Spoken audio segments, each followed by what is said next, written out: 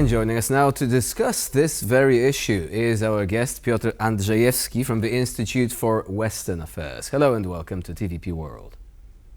It's a pleasure to be here. Thank you for the invitation. So what would you say are the main synergies to be attained through the cooperation within the framework of the Weimar Triangle?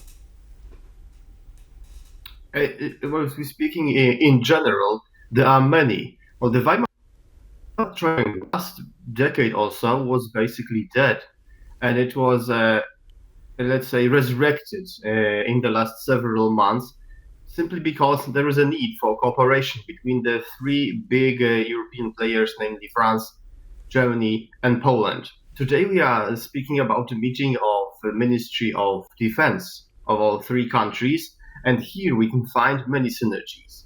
France has the strongest army of the three. It's the biggest naval power and has the biggest air force of them all.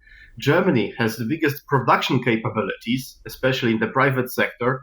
And Poland, being on the flank, basically, needs to bolster its ground forces. So in these three regards, there is a lot of possibility for cooperation and finding synergies between the countries. And at the same time, it seems that all three states are in accord with their eastern policy towards Ukraine and towards the looming Russian threat. Right, so now I would love to discuss now the challenges that lie ahead. As one of the primary challenges for the Weimar Triangle countries is the allocation of resources to bolster their own defenses, but while continuing support Ukraine. So this includes, of course, addressing gaps in military capabilities such as air defense systems and so on. But how do you think can now the Weimar Triangle countries balance support for Ukraine with the need to bolster their own capabilities? It's actually impossible to balance it out. Well, if Poland wants to have a stockpile of 1 million artillery shells and at the same time wants to support Ukraine, it's almost impossible to be done, or needs at least a lot of time. At the same time, all three countries can start thinking on cooperating their military production capabilities on the European level. And through European funding, there are talks of creating a new commissioner in the European Commission that will be specially dedicated to the issues of European defense. And possibly this meeting of the ministers now could be an opportunity to create a common agenda for all three states. All of them are, of course, have a different geographical position. They have different approaches towards defense. But if we start acting on a higher European level, then we can find synergies and we can find ways for better cooperation. And I mentioned specifically German production capabilities. Companies like Rheinmetall actually potentially can be the biggest producers of artillery shells in the world. What they need is stable funding, and they need to create more production lines. And for that, what is needed is like a long-term plan, for example, for 10 years, a decade. And this is what the politicians can do, and this is what an European framework could actually secure for those companies. And in this regard, this is the only way to bolster up production in all three states. This is the only way to support Ukraine and at the same time to stockpile the necessary ammunition. Because as we know, actually, I've mentioned Germany as the biggest producer, but paradoxically, this is also the state that has the biggest ammunition shortages. In some instances, several brigades or several units have only enough ammunition for 3 minutes of combat. So it's definitely not sufficient. And there needs to be a industrial security policy introduced in the long term. Now, let me ask you a question which may initially seem unrelated, because we're talking about these three countries pooling resources. That might also include, for example, intelligence resources and planning. As you've already mentioned, planning is a crucial thing. Now, we're facing off against an opponent which may seem slightly opaque when it comes to what's going inside there, Russia.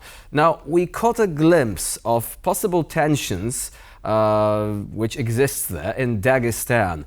Do you think that what's going in there could actually erupt into something more? But also, how do events like that allow countries, especially with powerful resources like the members of the Weimar Triangle, to take a glance inside of Russia and perhaps plan way ahead when it comes to geopolitical developments?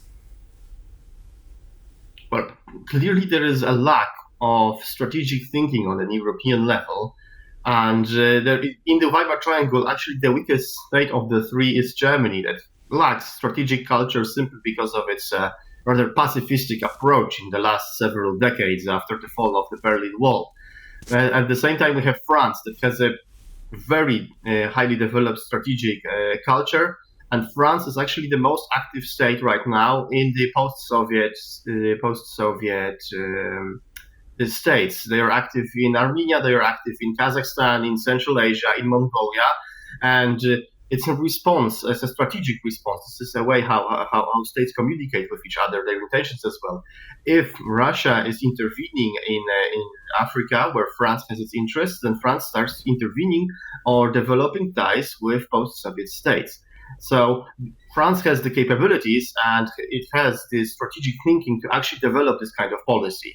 At the same time, we can find synergies with Poland, which has a rather developed expertise on Russia and the former Soviet bloc. So yeah, we can find here and plan for situations like it's happening in the Dagestan in Northern Caucasus. It was always a rather unruly region for Russian Empire, even if you look in the 19th century and 20th century history. So, and this is how I would answer this question. And a very quick follow-up question there. So do you think that the situation in Dagestan right now is indicative of something more, or is it just an episode, an incident? Well, we will see how it develops. It's hard for me to predict what will happen, but as I mentioned before, it has always been, especially among the Muslim populations in those rural mountainous regions, they have always been rather troublesome, independence-seeking. We saw already big protests before there that were against mass mobilization of the inhabitants of those North Caucasian republics. So that's we will see if it develops. But probably the problem is that Russia has this imperial thinking and is able to suppress unrest in its republics. So probably I wouldn't see it develop into something or spiral out of control, or wouldn't develop into something bigger. So that is the paradox of Russia being essentially the last existing colonial empire, something that is worth communicating to the global south, by the way. Still, we have to park our conversation of nations, there. yes, as we call it. Piotr Andrzejewski was our guest today here on TVP World. Thank you very much for joining us and for sharing your expertise. Thank you very much.